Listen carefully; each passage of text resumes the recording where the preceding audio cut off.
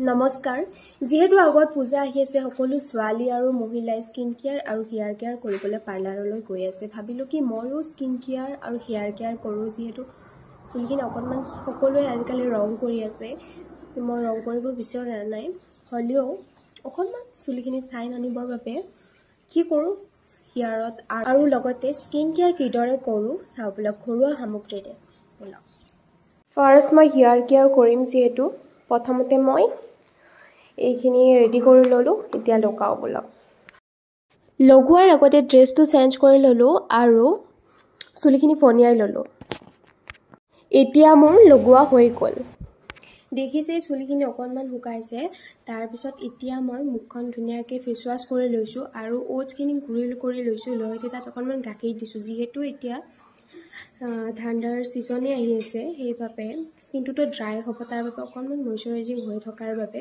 oats আৰু গাখীৰ লগাম স্কিনৰ বাবে খুবেই ভাল মোৰ স্কিন কেয়াৰ কৰাত বহুত বেয়া কাৰণ এইবোৰ কৰিবলৈ টাইম নিমিলে কলেজ যাও আহি পাও তাৰ পিছত কৰা নহয় কাম থাকে খুবেই বেয়া স্কিন কেয়াৰ কৰাত সেইভাবে অকণমান মাজে মাজে পিম্পলছ ওলাই থাকে ভাবিলো যেহেতু আজি টাইম পাইছো আজি কৰোঁ সেলফ পেম্পাৰিং লগাই উঠি লগ পাই আছো